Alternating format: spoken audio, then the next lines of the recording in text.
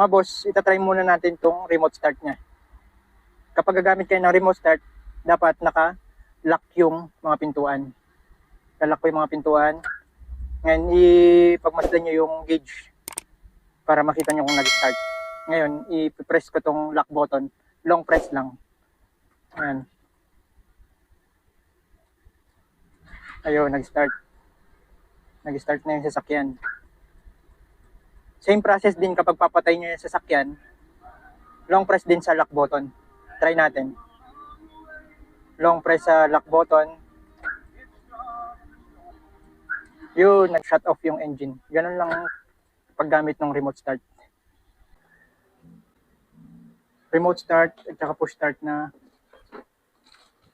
car alarm. I-install din natin to. Sa mga gustong matuto, tapusin niyo yung video. Papakita ko kung paano siya i-install. Itong smart alarm, push start at remote start. Mga boss, itong smart alarm pala natin, pala ito siya. Yan. Ito yung push start. Ito yung remote. Dalawang remote. Isang siren. Yung sound. Isang module. Tapos yung mga harness. Meron siyang, pwede siya sa application ng cellphone. Para kapag yung naiwan mo yung remote mo, pwede pa rin yung pang-open yung cellphone. Gamit yung mobile phone mo. Pwede mo na rin siyang i-start sa cellphone mo kapag naiwan mo yung remote mo. Okay mga boss, i-install na natin. Bale, meron naman siyang kasamang diagram kaya hindi na kayo masyadong mahihirapan. Ito yung diagram. Nakalagay dito. Dito sa part na to, ito yung harness niya. Ito. Itong red, bale itong red, pula. Ito yung papuntang positive. Constant dito. Constant. Ibig sabihin, tuloy-tuloy yung daloy ng kuryente. Kahit i-off mo yung makina, may kuryente pa rin. Itong blue, ito yung sa accessory, linya ng accessory.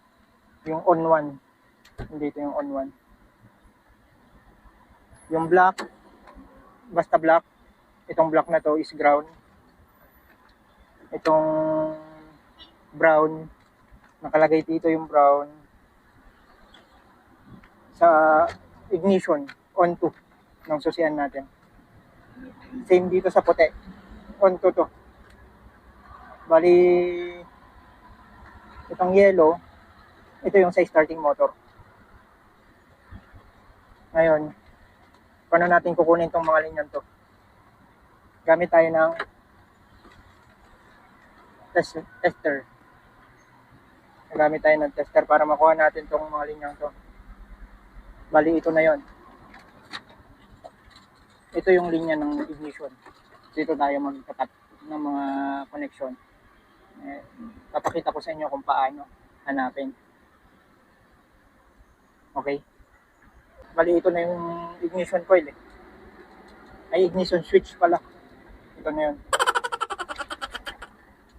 Gamit tayo ng test light. I-ground mo yung test light. Tapos, hanapin mo yung positive muna. Yung red wire. Ito. Dapat naka-off. Yung susi naka-off. Yan, tanggalin ko yung susi. Hanapin natin yung power. Yan, isa to. Bali, dalawa yung positive. Yung constant niya. Yan, wala yan. Dito natin itatap yung pula. I-on nyo ng isang beses. Ikutin nyo yung susi.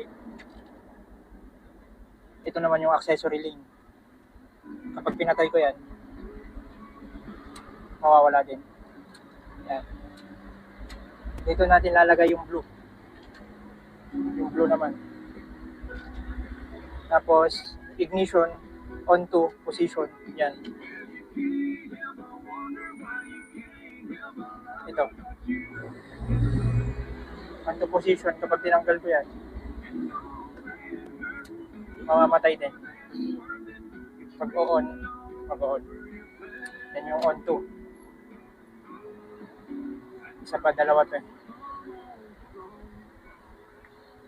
Yan. Ito yung isang linya. Yung para sa puti. Yung dilaw, ito yung para sa starting motor. Naka-on yung makina, ay naka-ignition. Dito natin itatap yung, ito naman yung starting motor. Iilaw yan kapag crank. Ganyan.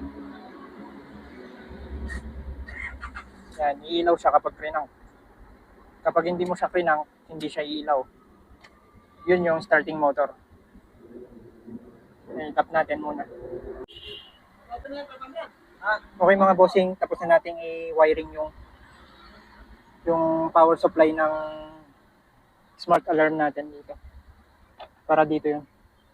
Ngayon, ito yung mga nagdi-DIY. Ito yung mga connection para dito sa Isuzu Altera.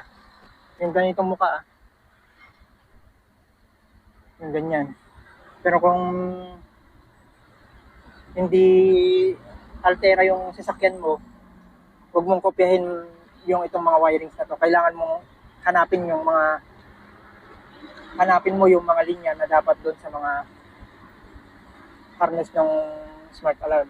Bali sa naka-Altera lang ito. Okay mga boss, dito naman tayo sa portion na dito.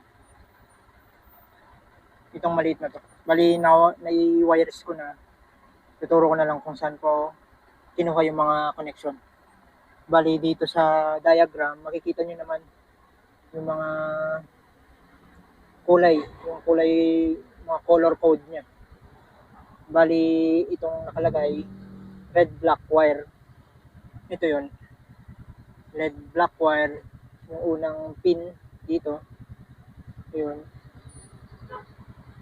Ito para dun sa door switch dito. Dito ako kumuha ng linya, tapos nagpagapang na lang ako ng wire papunta dito. Tapos itong green wire, ito yun, itong green wire na to, dinap ko dun sa handbrake po ito handbrake. Kumuha ako ng linya dito, kumuha na rin lang ako ng linya dyan, yun, pinagapang ko na lang dito, pumunta dito, ginapang ko yung wire papunta dito. Ito na yung green na wire. Tapos itong white wire, yung white na wire, ito dito, ito yung brake switch. Bali kapag naka manual transmission po kayo, dito sa gitna yun. Ito. Kapag matic naman, dito sa banda. Kapag matic, nasa kaliwa ang brake switch. Paano i-try? Ganito lang mag-try. Nakikita nyo ba yung socket doon? Yan. Ito. May dalawang socket yan. Hanapin nyo lang yung kapag inapakan is iilaw itong test light. Yan. Tapak ko yung brake. Iilaw yan. Yan. Diyan kayo magtatap. Kasi kapag yung isa yung tinapan nyo, constant power niya yan. Yung switch niya dito, lalakbay yung kuryente. Yan. Sa car alarm, same process yan. Yun yung white na wire. Ito yun. White wire papunta dito sa maliit na socket. Tapos next tayo, blue wire. Yung blue wire, ilalagay ito sa speaker ng car alarm. Sa speaker to ng car alarm. Hindi ko pa nailagay. Ito yon. Ito yung speaker, ilalagay dito sa positive. Ito sa ground to. Tapos positive. Yan yung blue. Dito pupunta yung blue. Ito. Tapos next tayo,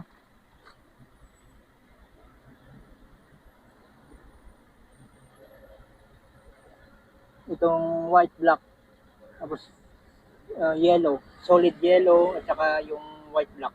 Ito para sa signal light. Sa signal light. Dito. Itong socket na yun. Tinap ko dito. Yung mga naka-altera, pwede nyo nang sundan to. Basta sundan nyo mabuti. Yung ibang unit kasi, iba yung kanya. Iba yung diagram, iba yung mga color. Pero ito, basta mapapasa nyo dyan. Kung saan para saan. Ito, kunyari, nakalagay is sa lamp, nakalagay dito. Yan. Paano hanapin? Lagay nyo sa hazard. Switch nyo ang hazard. Naka-hazard. Tapos tusukin nyo to. I-test light nyo yung sa mga naka-altera. I-test light nyo yun. Itong dalawa. Ayan. Ilaw yan. Ayan. Kasakit. Yan. Yun. Tapos, itong brown wire at saka yellow black, ito yung trigger ng close and open ng pintuan. Ito. Mali ito. Sa mga naka-altera, dito. Ito yung connection ng lock trigger. Open and close. Kapag tinusok niya to, gamit ng test light, mag-open niya. Tutunog yun. Kapag tinusok niya naman to, yung isa, maglalak.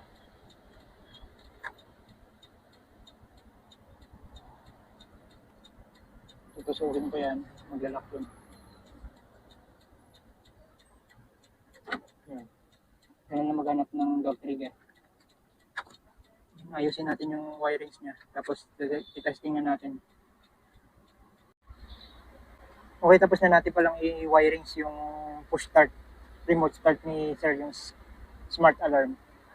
Yung mga socket, plug and play lang naman yung mga yun.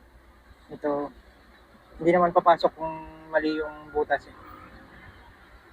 Ayos na lang natin yung pagkakalagay para hindi siya masyadong pangit tignan.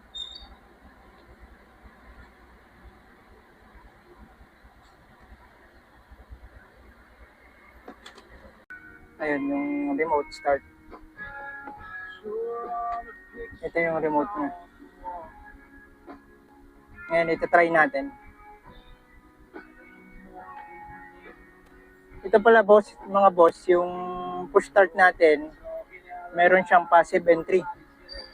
Ibig sabihin, kapag lumayo itong susi, kusa siyang naglalak. Kunyari, bumaba ka na ng sasakyan mo, hindi mo na nilock. Kapag nakalayo ka ng 5 meters or 7 meters, kusa siyang maglalak mag-isa. Ngayon, kapag lumapit ka naman, nasa 3 meters ka na, kusa siyang mag-unlock. Yan ang passive entry. I-try natin ngayon yung push start at saka remote start niya. Tsaka yung passive entry na rin mga boss. Okay, sa paggamit pala ng push start, madali lang naman siya gamitin. Yung iba nalilito sa paggamit. Mas maganda kapag naka-push start or pina-convert nyo yung sasakyan nyo ng push start. Mas maganda kung same process pa rin yung gagamitin nyo. Parang yung susi, may first, second, at saka third, yung start. Yung first, yung parang ganito rin siya sa push start. Pipindutin mo yung mga stereo, dashcam, at saka mga charger lang yung gagana. Basta wag mong pipindutin yung brake. Second na pindot mo, iilaw yung gauge. Parehas lang din dun sa susi. Sa second niya, iilaw yung gauge. Yung iba, inaantay nila yung mga iba kasi may mga heater yung mga sasakyan nila, kaya kailangan nilang antayin mamatay yung dilaw sa dashboard, yung heater niya. Dito naman sa sasakyan ni Sir is wala naman siyang heater. Kaya okay lang na i-start ka agad yung sasakyan. Pero mas better pa rin na parang sa susi din. May 1, 2, tapos 3 yung start na. Ngayon, kung gusto mo namang startin, back ka lang sa brake. Single press lang. I-start na yan. Okay? Yan. Yan, hindi mo na magagalaw to. Kahit na pindot-pindutin mo yan, hindi yan mag-malfunction. Ngayon, kung gusto mong patayin yung sasakyan, apak ng brake, single press din lang sa start button. Ayan. Ganun lang gumamit ng push start. So, lalabas ako ng sasakyan. I mean, mag-close mag-isa kahit na hindi na pinipindot. May sarili po kasi siyang sensor. Try natin. Ayan, lumalayo yung may hawak na susi. Binulsa. Yun, nag-auto lock. Kapag lumapit yung may hawak ng susi, mag-automatic na open yan. Ayan. Lumalapit siya. Yun, nag-automatic unlock naman siya. Yun yung passive entry niya. Ganun lang po yung pag-install at saka yung paano siya mag-work, yung push start smart alarm.